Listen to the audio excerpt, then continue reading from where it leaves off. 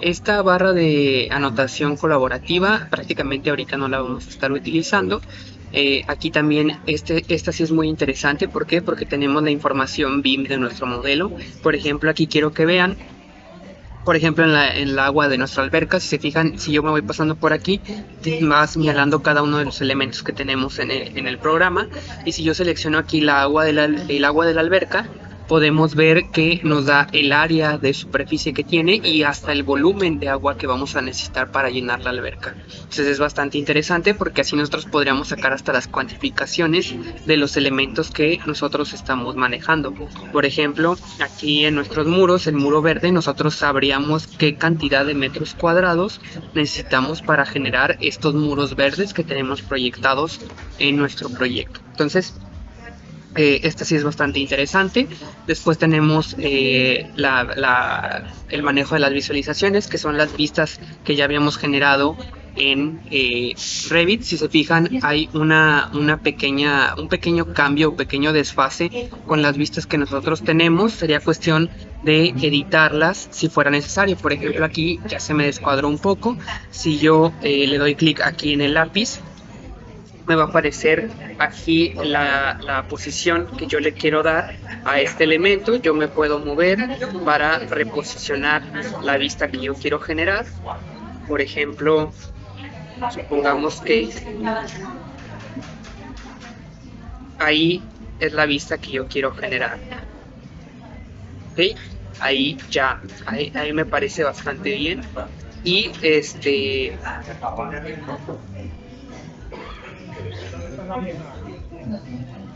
ok, ahí pierdo un poco la visualización porque estaba dentro del mouse.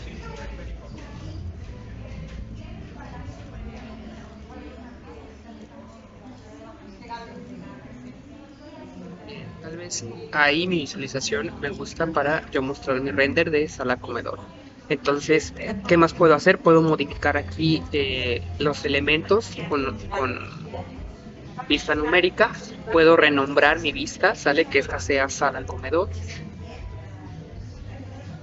Y podemos aquí también ver la posición solar. Esto es bastante útil. ¿Por qué? Porque la vamos a guardar por vista. Dependiendo de la posición solar que yo quiera, en altura y en posición de azimut. Nosotros podemos poner también aquí el grado que queremos que tenga y en altitud también. Nada más quiero que sepan, por ejemplo, en las vistas exteriores, si nosotros tenemos una altitud de 90 grados, significa que son las 12 del día, por lo que no vamos a tener generada ninguna sombra. Va a ser una luz muy dura, muy directa, que casi no va a generar sombras.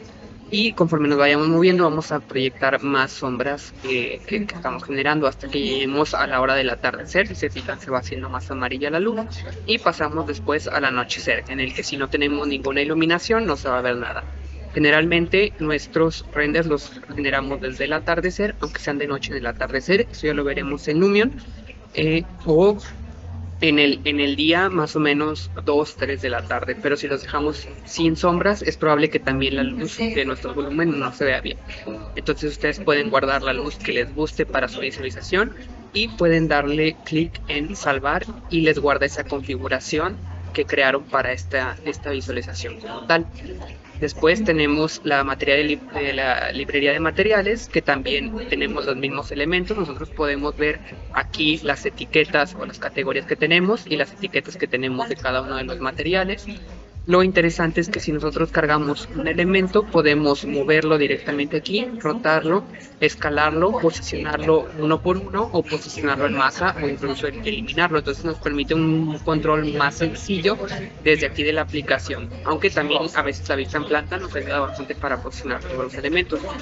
Este botón de contexto, del sitio del contexto, es bastante interesante. Quiero que lo vean aquí en la vista 3D número 7. Aquí quiero que vean lo que les mencionaba sobre la posición del sol, en la que si se fijan aquí ya empieza a crear una sombra en mi volumen, que es lo que yo quiero que se note. ¿Para qué? Para que se vean la volumetría de mi arquitectura. En cambio, si yo lo dejo a las 12 del día, vean cómo la arquitectura se empieza a ver bastante plana. Entonces, conforme yo le vaya dando mayor movimiento o trasladando esta arquitectura, yo puedo generar que estos volúmenes se marquen dependiendo de cómo yo quiera que resalte mi edificio. ¿Okay? Entonces ya ustedes posicionan el elemento que ustedes quieran. Lo que yo les quería mostrar, por ejemplo aquí voy a salvar mi vista, lo que yo les quería mostrar era este elemento del sitio de contexto. Aquí también tenemos los shortcuts entre corchetes de cada uno de los elementos que tenemos, por si se quieren mover así. Pero si yo le pongo añadir un contexto, van a ver que aquí me aparece un cuadro de visualización que yo puedo girar, mover o hacer lo que yo quiera. Y aquí puedo poner yo la locación en que quiero que sea mi proyecto. Entonces, por ejemplo, yo pongo Mérida, Yucatán, me manda aquí y yo puedo buscar el lugar en el que se ubica mi proyecto como tal. ¿Okay? Entonces, si yo muevo este elemento, él me va a mover la ubicación en el que yo estoy asignando este proyecto. Yo puedo mover la flecha de importación que yo quiero que tenga, me va a decir cuántos por cuántos metros estoy importando, y obviamente no es lo más preciso que puede haber, pero hay ocasiones que es bastante interesante porque te importa prácticamente lo que nosotros tengamos en visualización. Suponiendo que ahí está mi proyecto, yo puedo decidir cuántas calles me va a importar, le doy clic en importar y me va a comenzar a importar el contexto del sitio en el que yo estoy. Entonces, si se fijan, aquí ya me importó algunas calles, algunos edificios, y si yo me muevo en mi proyecto, van a ver que ya tengo un contexto generado. Obviamente no es lo más preciso, pero probablemente se vuelva cada vez más importante esta herramienta para nosotros poder ver nuestro contexto. En este caso, lo más conveniente es que ustedes tengan una vista un poco más cerrada para que no se vea el horizonte tanto. ¿Por qué? Porque el horizonte, verlo como tal, genera la impresión de que es un render, ¿sale? Entonces, si tenemos aquí nuestra vista de la línea del horizonte, lo más recomendable es que pongamos árboles para tapar esta vista y que no parezca un render tal cual. Entonces, nosotros podemos aquí apagar la visualización del contexto o directamente irnos aquí y remover el contexto que tenemos. Después tenemos las opciones de video que después veremos. Esta es la opción para renderizar, en el que nos va a pedir que guardemos el elemento en un lugar. Este sería el batch rendering, que sería crear los renderizados de todas las vistas que tenemos, la vista 360 que también ya se verá. Y después nos pasamos al siguiente elemento. Aquí, si les desaparecen las vistas, pueden aplicar aquí a la flecha y desaparecen otra vez los botones. Aquí el minimapa, si ustedes tienen una ubicación asignada, les va a mostrar aquí la ubicación de su contexto, y aquí en Save Frame les va a mostrar cómo va a salir el render con los recortes superior e inferior para que ustedes sepan bien que no salga su arquitectura recortada.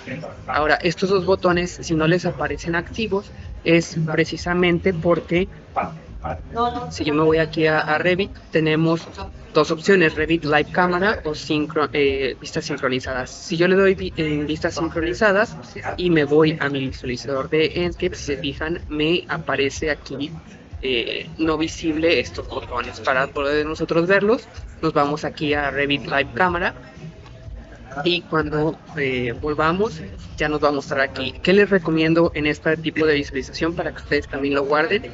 Es la vista en dos puntos. Vean cómo de tener la vista en perspectiva, si nos vamos a la vista en dos puntos, corrige las líneas verticales de nuestro render y se ve una volumetría mejor o más precisa de lo que vería nuestro ojo humano.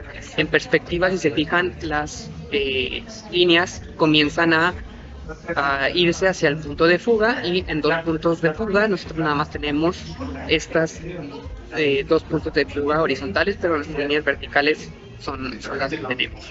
La vista ortográfica, como pueden ver, es la misma que tenemos en